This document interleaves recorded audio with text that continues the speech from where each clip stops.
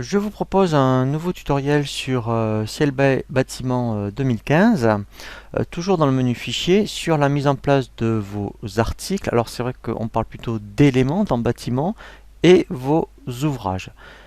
Il faut vraiment commencer dans un premier temps pour tout ce qui est articles. Alors on va voir après dans les articles, effectivement, des articles de type fourniture, de type main d'œuvre.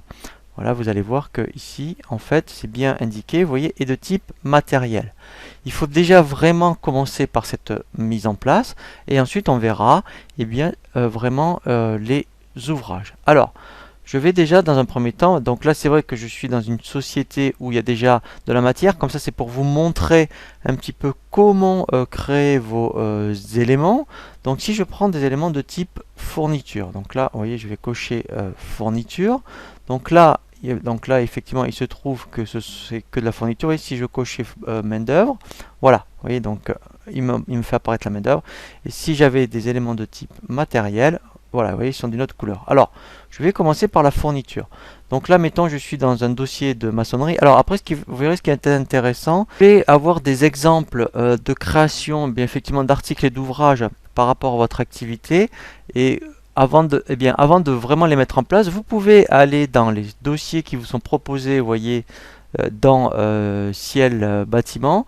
Donc là, en fonction de votre activité, c'est pour ça que Ciel a balayé un petit peu certaines activités, comme tout ce qui est électricité, bâtiment, tout ce qui est d'ordre général, on va dire la menuiserie, la plomberie. Et bien, vous voyez, donc, bon, moi j'étais, mettons, sur un dossier de maçonnerie. Eh bien, au moins, vous aurez déjà pas mal, je dirais, d'éléments de créer. Comme ça vous donnera vraiment des idées pour bien les créer. Et vous verrez au moins déjà comment est fait un ouvrage. Alors, moi, je vous conseille vraiment d'aller déjà dans les dossiers qui sont préparamétrés. Comme ça vous donnera des idées avant vraiment de créer vos éléments et vos ouvrages. Parce que dans Ciel Bâtiment, sincèrement, c'est vraiment le plus important. Donc là, je vais retourner dans mon dossier. Voilà, donc là, je suis dans un dossier de maçonnerie. Donc, quand je vais dans les articles, je vais déjà commencer par exemple par la fourniture. Donc là, vous voyez, donc voilà, donc c'est tout ce qui est rouge. Vous voyez ici, j'ai bien type fourniture, donc je vais en prendre un au hasard. Donc là, bien sûr, sinon on fait créer. Donc là, eh bien, effectivement, vous mettez une référence. C'est ici qu'il faut faire attention. Vous allez indiquer quel est le type, je dirais, d'article. Donc c'est là où vous direz, ben moi je suis en train de créer mettons, des articles de type fourniture. Donc ce que je vais faire, hein, je vais me mettre mettons, sur le premier. Voilà. Donc on met bien le type et on va commencer par le libellé. Alors ici vous avez un libellé commercial. Donc là je vous conseille vraiment donc de possibilités. Soit il apparaît tout seul dans un devis, donc là il faut être le plus précis possible, soit il va faire partie d'un ouvrage. Alors vous pouvez mettre, je dirais, quelque chose de précis, mais en fait vous verrez que dans l'ouvrage, c'est pas obligé qu'il apparaisse, puisque quand on fait un devis, on peut décider que dans l'ouvrage, ce n'est que le descriptif de l'ouvrage qui apparaît et pas tout le descriptif de chaque fourniture. Vous pouvez avoir un descriptif technique. Donc là, par contre, c'est pour vous. Hein, ça n'apparaîtra nulle part. Alors déjà, vous voyez, d'où l'intérêt d'avoir créé dans les fichiers de base les fournisseurs. On peut ici, directement, en cliquant sur le bouton fournisseur, affecter un fournisseur et vous pouvez en affecter 3.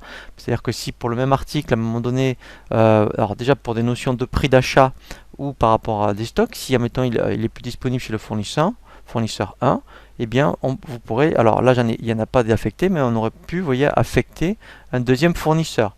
Donc d'où l'intérêt hein, de bien créer les fournisseurs avant. Et ça c'est très intéressant de le faire parce qu'en fait, il est capable de générer les commandes pour vous dès qu'il y a des commandes clients qui sont passées. Donc ça c'était pour l'affectation du fournisseur. Donc là maintenant on va aller dans l'onglet tarification. Donc là vous voyez on a bien ces notions de déboursé sec. Donc là c'est votre prix d'achat. Donc là rassurez-vous, tous ces taux là que vous voyez en pourcentage, ils seront, c'est pour ça que vous voyez, d'où l'intérêt de les mettre à 0 dans le menu dans l'option préférence, parce que sinon, en fonction des taux ils sont ici, il va vous calculer un prix de revient et un prix de vente. Donc c'est voilà, donc c'est assez fastidieux. Donc là, en fait, après, effectivement, eh bien, donc vous allez mettre votre déboursé sec et votre prix de vente. Voilà, donc lui après, ben, il vous calculera une marge, donc avec le taux, le prix de vente TTC. Et ici, voilà, ça c'est intéressant, vous pouvez mettre ce qu'on appelle des familles. Voilà, donc là après on verra justement comment créer des familles articles. Voilà.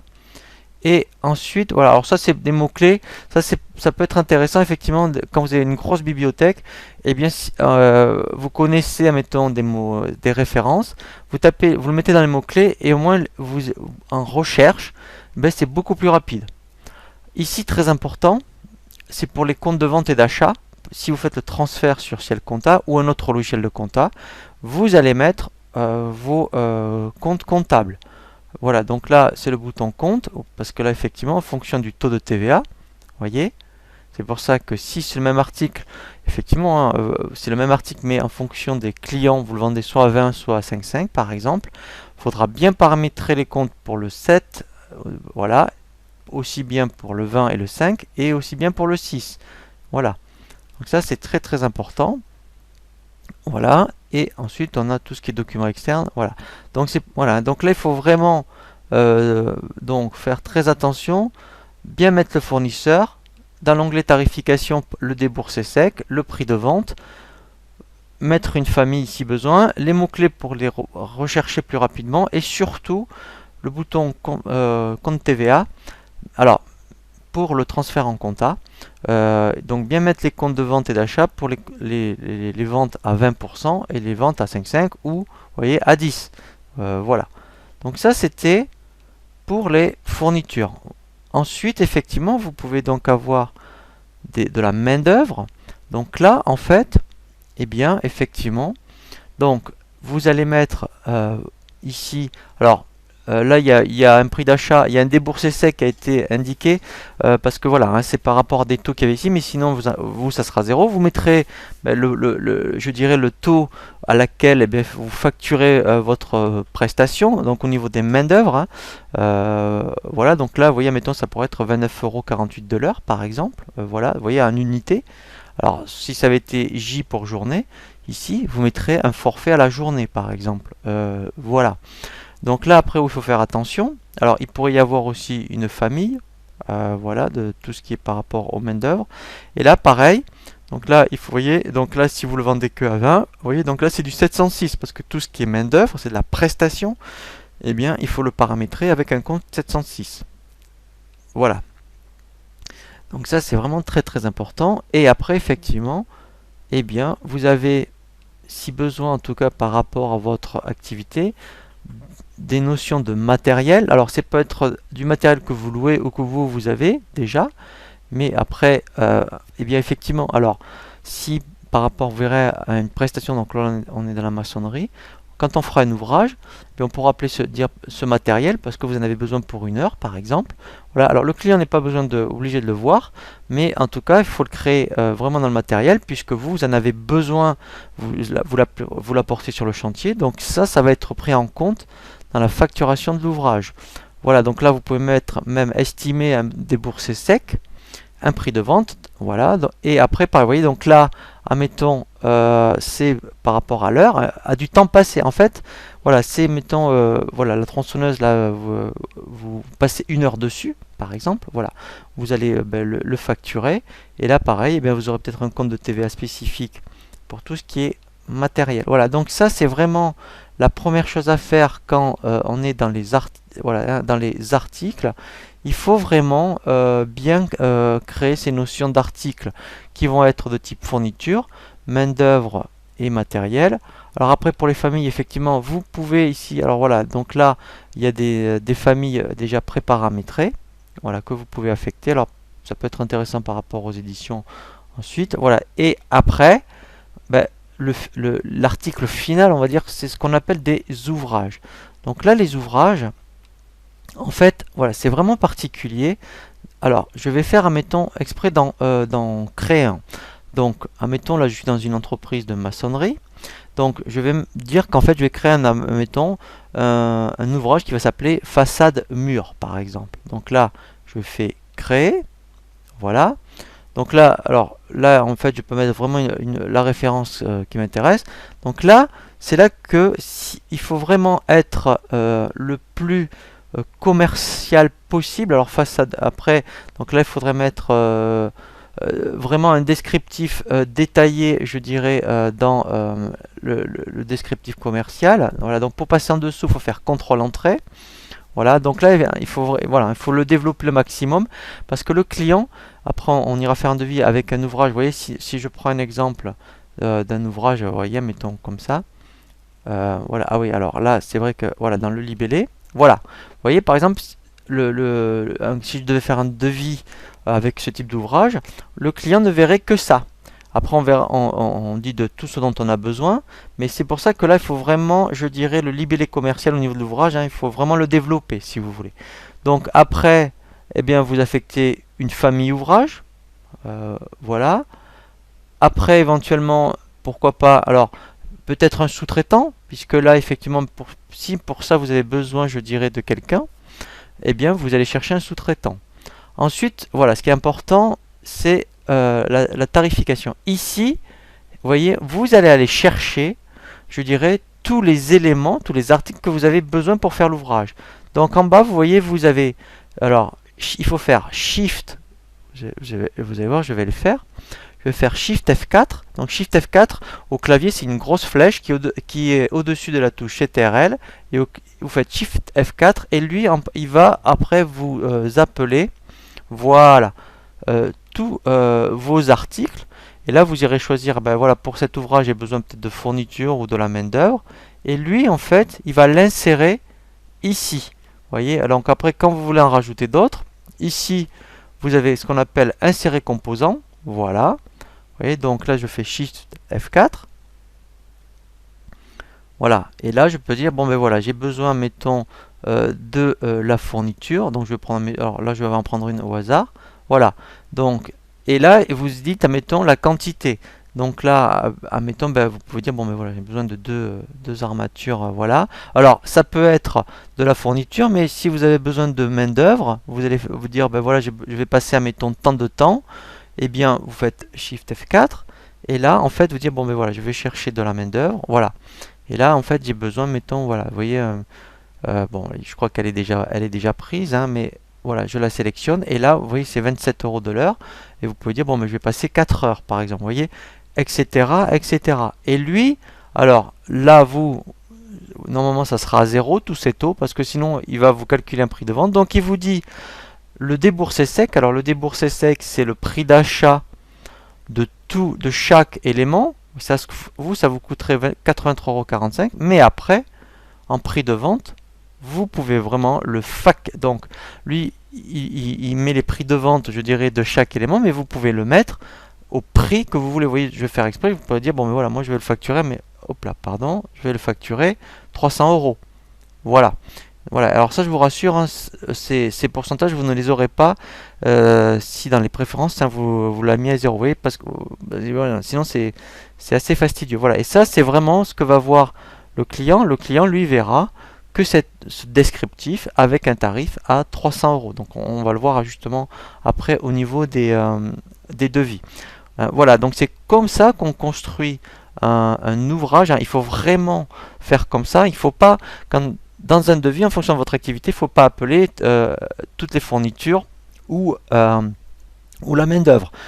Parce que, en fait, vous prenez. Après, on verra justement, c'est de faire des ouvrages types.